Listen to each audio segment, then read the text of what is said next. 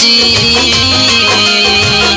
चलो ले विदेशवा हो भीम जी करे बदे हो पढ़ैया करे बदे हो पढ़ैया एहर अकेले एहर अकेले एहर अकेले एहर अकेले एहर अकेले राम माई खेवेली घरवा के नैया जे कर रहले ये बहुजन दुई चार गो खवैया। भैया बाबा साहब विदेश में पढ़ाई करे चल जाता नहीं एहर रमाबाई माई दो चार गो बेटा बेटिन के लेके एहर अपना जीवन के पालन पोषण कर रहल बाड़ी और हर बाबा साहब विदेश में पढ़ाई अपन जारी रख ले बानी। कबो कबो जब बाबा साहब के पैसा की आवश्यकता होके रमाबाई माई के चिट्ठी लिखत रहली तार भेजत रहली कि रामू अगर तोहरा पल्ले अगर कुछ पैसा होके तो हमरा के भेजवा दो। तो रमाबाई माई के पास अगर पैसा ना रहत रहल तो पड़ोसी से उधार लेके अब बाबा साहब के भेजवावत रहली। और आगे सुनी भैया धीरे धीरे बीते लागल धीरे धीरे बीते लागल धीरे धीरे बीते लागल धीरे धीरे बीते लागल धीरे धीरे बीते लागल दुई चार हो महीनवा धीरे धीरे बीते लागल दुई चार हो महीनवा विपता के ओलवा विपता के ओलवा विपता के ओलवा विपता के ओलवा विपता के ओलवा ये साह राम माई पर हो परली विपता के ओलवा ये साह राम माई पर परली। भैया बाबा साहब के विदेश गईला कुछ दिन हो गए रहे यह रमाबाई माई अपनी बेटी बेटन के पालन पोषण कर रहल बाड़ी जौना में बाबा साहब के सबसे दुलारा बेटा जौने बेटा के नाम रहे राज रतन वो बेटा के सबसे ज्यादा दुलार प्यार हमारे बाबा साहब देत रहनी बहुत ज्यादा मानत रहनी राज रतन के। बाकी समय ऐसा बदलाव लेलस भैया कि राज रतन बीमार पड़ गई आ दवा दर्पण यह रमाबाई माई चलावत है। धीरे धीरे धीरे धीरे शरीर कमजोर हो चल जात बा राज रतन के आ दवाई भी चलता लेकिन लागता कि कोनो दवाई सूट नहीं के करत। हर बाबा साहब विदेश में पढ़ाई करे गइल बानी देखी आगे का होता भैया आई गीत के लाइन में सुनी। गोदी में बलक वाले के गोदी में बलक वाले के गोदी में बलक वाले के गोदी में बलक वाले के गोदी में बलक वाले के रोवे राम हो मैया केहू न लौके ये बहुजन दुखवा के हो हरैया कौनी नगरिया कौनी नगरिया कौनी नगरिया कौनी नगरिया कौनी नगरिया ये राजा रतन तोहरा के लेके जाइना कौनी नगरिया ये राज रतन तोहरा के लेके जाइना।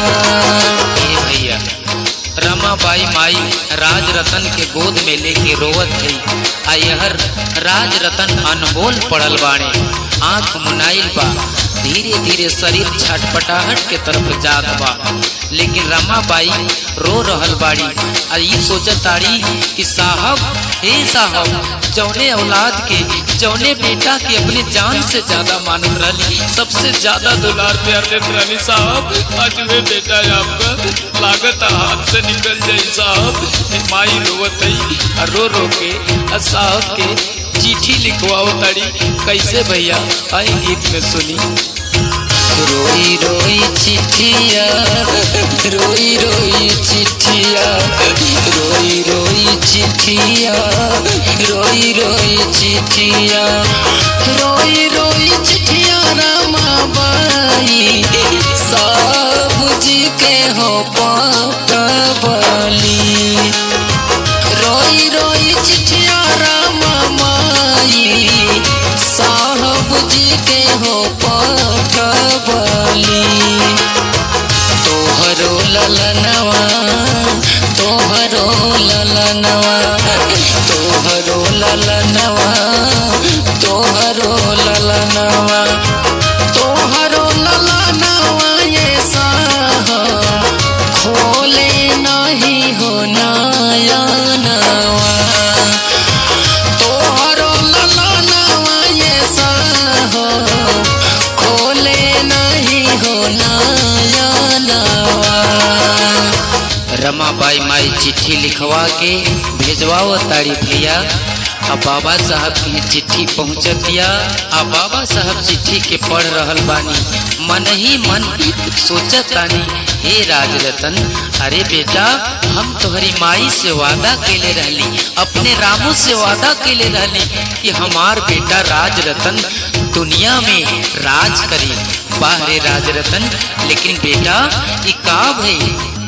ए भैया चिट्ठी के पढ़ के बाबा अकेले रोवतानी, आ देखी का विचार करतनी, आई सुनी। चिट्ठिया पढ़त भीम के बरसे नयनवा हो, चिट्ठिया पढ़त भीम के बरसे नयनवा हो। कैसे के सबुर होई तोहरा जस ललनवा, कैसे के सबुर होई तोहरा जस ललनवा। पवते खबर भीम जी चले दिहले घरवा हो, पवते खबर भीम जी चले दिहले घरवा हो। दुआरा सुतावल राज रतन ललनवा, फुट फुट के रोवे माई बेटा के करनवा। रउआ से बता दे रहल बानी, बाबा या बहन रास्ते में बाड़ी तौले राज रतन शरीर के छोड़ के दम तोड़ देता ने। हे भैया रमाबाई माई फूट फूट के रोवे लगली, जोर जोर से रोवे लगली। आ दरवाजा पर भीड़ लागल बा, लोगन के भीड़ लागल बा। वही बीच में बाबा साहब पहुँचतानी आ देखतानी हमरा दरवाजा पे काहे इतना भीड़ लागल बा। आ तौले रमाबाई माई बाबा साहब के देखा ताड़ी आ जोर जोर से रोवे लगली। कहली कि साहब, अरे साहब जौना बेटा के इतना दुलार प्यार रुआ करत रहली, आज हमने के छोड़ के चल गईले ये साहब। बाबा साहब इतनी बात को सुन ले बानी, उनका आंख से एक बूंद पानी ना आवता है भैया। आई जब दृश्य रमाबाई माई देखा ताड़ी कि इनकर दुलारा बेटा प्यारा बेटा जौना के सबसे ज्यादा मानत रहली बाबा साहब, वो दुनिया की छोड़ के चल गईले। अब बाबा साहब की आंख में एक बूंद पानी ना। वाह रे बाबा साहब। आई जब देखले बाड़ी रमाबाई माई तो साहब से कहताड़ी, अरे साहब आपकी आंख से एक बूंद पानी तक न आई, जौना बेटा के अपना जान से बढ़ के रउआ मानत रहली, दुलार प्यार सब करत रहली बाबा साहब। लेकिन आज उहे औलाद आपके छोड़ के हमेशा हमेशा खातिर चल गईले, बाकी आपकी आंख में से एक बूंद पानी न आयल। आखिर काहे साहब, आखिर काहे? ये आपका रामू आपसे सवाल रखले बाड़ी, ये रउआ के बतावे के पड़ी। बाबा साहब कहली, अरे रामू तोहार एगो राज रतन ये दुनिया के छोड़ के चल गई। अरे रामू तोहरा आंख में तो आंसू बा रामू कि तू रो लेत बाड़ू। हमरा आंख के सामने ऐसा राज रतन कई हजार तड़प तड़प के मरल बा। ए रामू हमरा आंख में तो पानी भी ना बा, कैसे रोई रामू कैसे रोई। हमारा के छोड़ी के पराई गईले हो, हमर हिरवा कहवा हेराई गईले हो, हमर राज रतन कहवा हेराई गईले हो।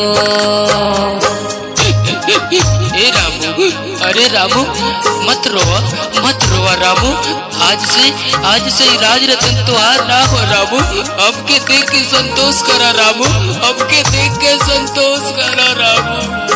बेच गोईठवा रामू तोहरा के पलली, आपन पेट काटी काटी तोह के खियवली। हे राज रतन अरे हे राज रतन छोड़ाई गईले हो, हमर हिरवा कहवा हेराई गईले हो, हमर राज रतन कहवा हेराई गईले हो। गांव के लोग बाबा साहब के समझा रहल बा, कह रहल बा कि हे बाबा साहब अब जवन भइल तेवन भइल, अब राज रतन के उठाई इनके अंतिम संस्कार करी हे बाबा साहब। लेके लोग चलल बा पीछे पीछे रामा बाई रो रहल बाड़ी, कह रहल बाड़ी कि हमरे राज रतन के दे दा जा, हमरे राज रतन के दे दा जा।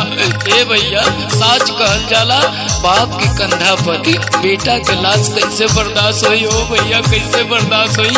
बाकी बाबा साहब राज रतन के लेके चलल बाड़ी, या सोचा तानी भैया कैसे के करी अपने लाल के संस्कारवा, कैसे के करी अपने लाल के संस्कारवा।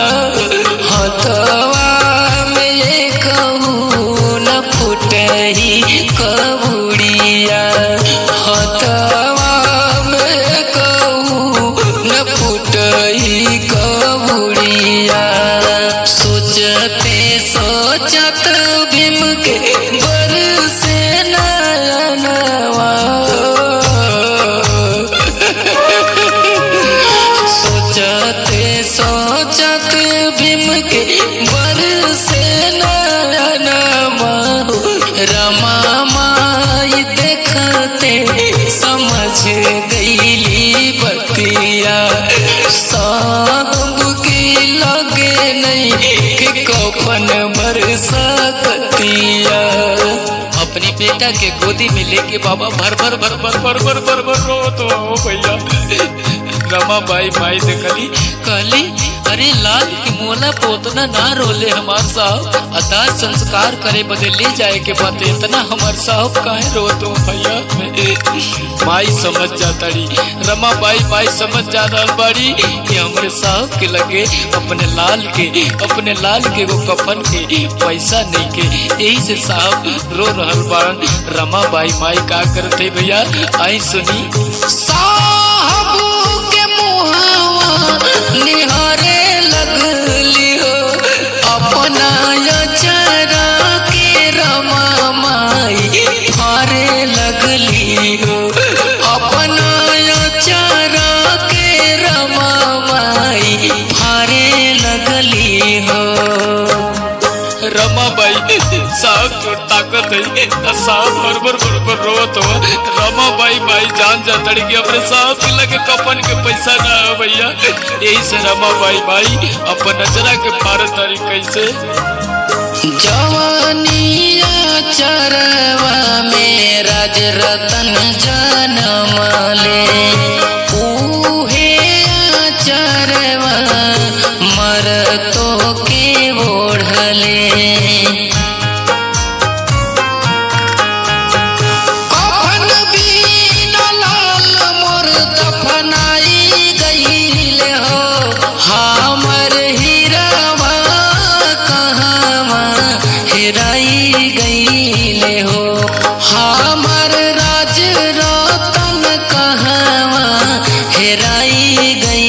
हो। बाहरे माता जी अपने आंचल के फाड़ के रमाबाई माई अपने बेटा राज रतन के दफन करौली। धन्य हो माई, ऐसन माई के टंडन सत सत नमन करता।